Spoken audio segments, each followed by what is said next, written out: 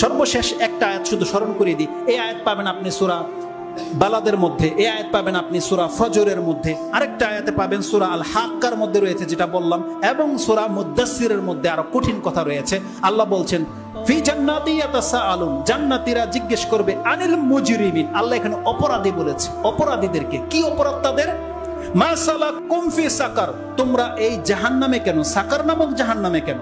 তখন তারা বলবে, প্রথম জবাব তাদের, লাম নাকু মিনাল মুসাল্লিন, আজকে আমরা জাহান্নামী হয়েছি কারণ আমরা নামাজ পড়তাম না, আমরা দুনিয়াতে নামাজ পড়িনি। এটা ছিল তাদের প্রথম জবাব। যখন জিজ্ঞেস করা হবে কোন কারণে তোমরা জাহান্নামী, তারা প্রথম বলবে আমরা নামাজ আদায় করিনি। তার মানে এই লোকগুলো মুসলমান ছিল।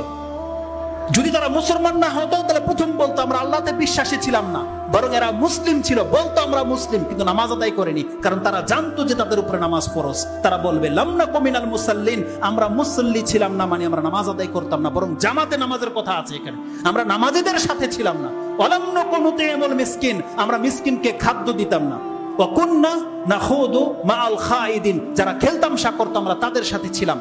ওয়া কুন্না নুকাজ্জিবু বিয়াউমিদ্দিন, আমরা এই বিচার দিবসের এই প্রতিফলটাকে মিথ্যা মনে করতাম, যে হুজুরদের কথা এগুলো কি করা যায়, দুনিয়াটাই হচ্ছে সবচেয়ে বড়, দুনিয়া শুধু কামানোর ইচ্ছা করেছি, কিন্তু আমরা এমন কোনো কাজ করিনি যার প্রতিফল পরকালে আমাদেরকে দেওয়া যেতে পারে, আমরা এটাকে বিশ্বাসই করতাম না। সুবহানাল্লাহ। আল্লাহ বলছেন ফামা তানফাউহুম শাফাআতু শাফিন, কোন সুপারিশকারীর সুপারিশ এই ধরনের ব্যক্তিদের জন্য প্রযোজ্য হবে না।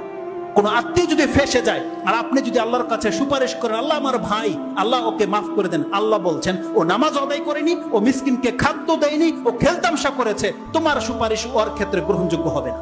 যদি মুহাম্মদুর রাসূলুল্লাহ সাল্লাল্লাহু আলাইহি ওয়াসাল্লাম পর্যন্ত ওর জন্য সুপারিশ করে, আল্লাহকে মাফ করে দাও, আল্লাহ বলছেন ফামা তানফাউহুম শাফাআতু শাফিইন, কোন সুপারিশকারীর সুপারিশ এই ধরনের ব্যক্তিদের জন্য প্রযোজ্য হবে না। সে যদি 10টা পীরের মুরিদ হয়ে যায়, 10 পীরকে 1000 পীর পর্যন্ত বাঁচাতে পারবে না, বাঁচাতে পারবে না। বেনামাজিকে কেউ বাঁচাতে পারবে না। তার নাজাত পেতে হলে তাকে নামাজ আদায় করতে হবে, এবং বলা হয়েছে তাকে মিসকিনকে খাদ্য দিতে হবে।